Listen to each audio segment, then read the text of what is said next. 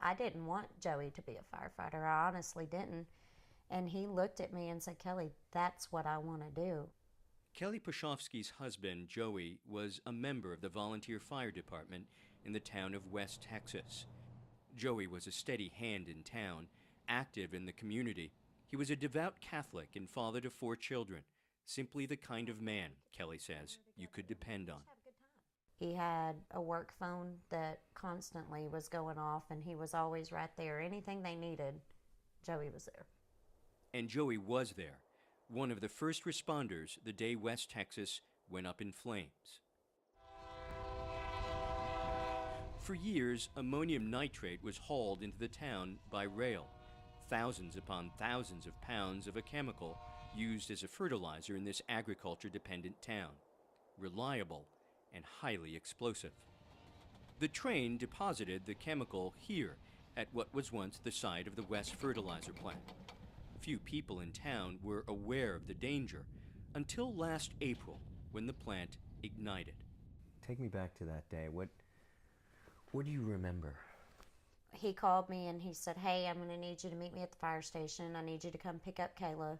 Pager just went off, fertilizer plant's on fire.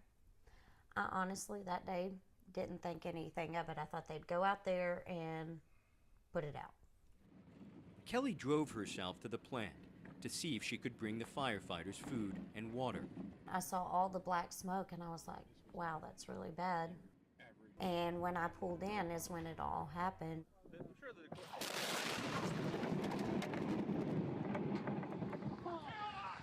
People are running everywhere, crying, screaming.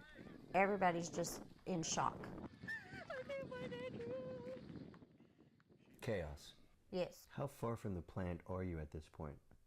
probably about 100 yards. Sheer luck prevented Kelly from being injured. The explosion created a shock wave faster than the speed of sound, damaged over 150 houses, and destroyed a nearby apartment complex, a nursing home, and the local high school. By midnight that night, he didn't call, he didn't text. That wasn't like him. He would have, even in that chaotic moment, he still would have stopped to make sure we were okay. And that's when it really sunk in, when I didn't get that text or I didn't get that phone call. I'm sure that you've relived that moment in your mind countless times. Every day. Joey Pustejovsky was one of 15 people killed that night, among the 12 first responders who instantly died in the blast. Hundreds of others suffered injuries, broken bones, burns, head trauma, and even blindness. It was really a shocking experience for me personally and for the agency. Rafael Moure-Eraso is the chair of the Chemical Safety Board, or CSB, the agency charged with investigating chemical accidents. This is the biggest catastrophic explosion that affects a community that we have investigated. About half the town suffered tremendous damage. Estimates of the cost of the damage go over $100 million. While investigators haven't yet determined what caused the initial fire, the CSB's preliminary report cited several troubling facts. The ammonium nitrate was stored in flammable wooden bins in a wooden warehouse filled with combustible seeds. Shockingly, the plant had no sprinkler system, which might have extinguished the fire before it ignited the ammonium nitrate. What's more, the ammonium nitrate at the plant was not subject to any regular federal inspections. A lot of ammonium nitrate fertilizer operations seems to be outside the radar of the regulatory system. After the tragedy, the EPA and the fertilizer industry itself both put together guidelines for ammonium nitrate storage, voluntary guidelines. The problem with this situation is that the EPA guideline and what the Fertilizer Institute produced, this excellent material, are not compulsory. They are voluntary. There are some of those facilities that might perfectly choose not to volunteer. The risks of ammonium nitrate fertilizer are well known. It caused the worst industrial accident in U.S. history when it exploded aboard a ship in Texas City in 1947. Over 500 people were killed. It was used in the first attack on the World Trade Center in 1993, the Oklahoma City bombing, and the U.S. Embassy bombings in Africa years later. It's Groundhog Day in Texas. Over and over again, we see the same types of tragedies happening. Elena Kraft is a toxicologist with the Environmental Defense Fund. There's not a single permanent enforceable measure that's been implemented since the disaster a year ago. And that disaster happened while we were in the middle of a legislative session. So there was an opportunity, there still is an opportunity for our state leaders to take action, and we have not seen anything. We wanted to speak to state officials about ammonium nitrate regulation, but the governor's office, the state chemist's office, and the Texas Commission on Environmental Quality declined or did not respond. I've been a firefighter for 36 years, and to see that many firefighters die at one incident had a profound impact on me and many others. This is a 14-acre facility.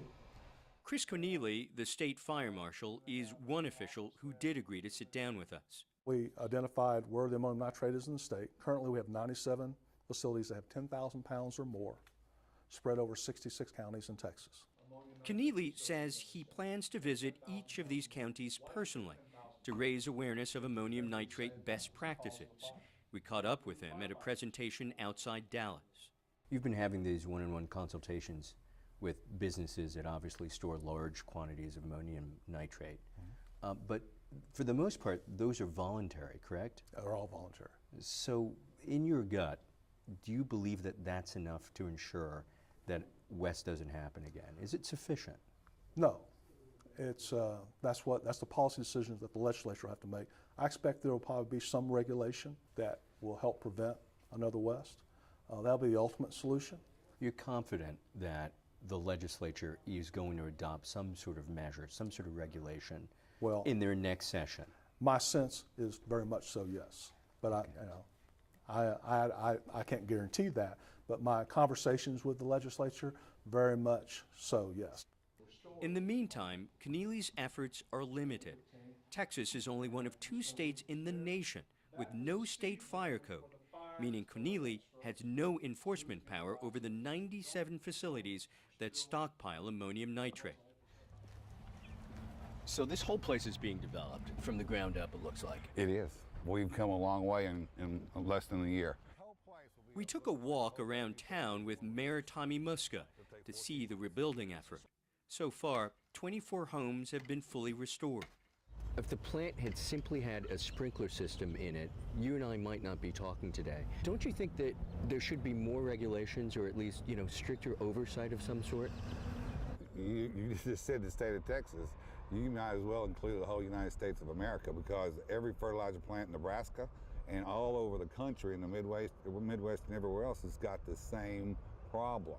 The last time it was inspected by OSHA was 25 years ago.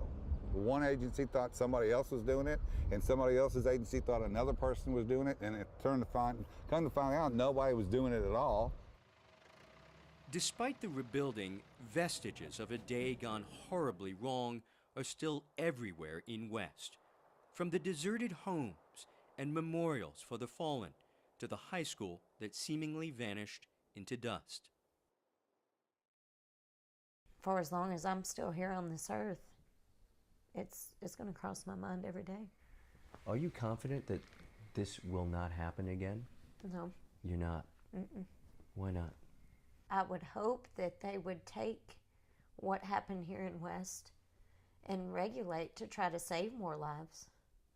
I can't express how important it is to me to regulate that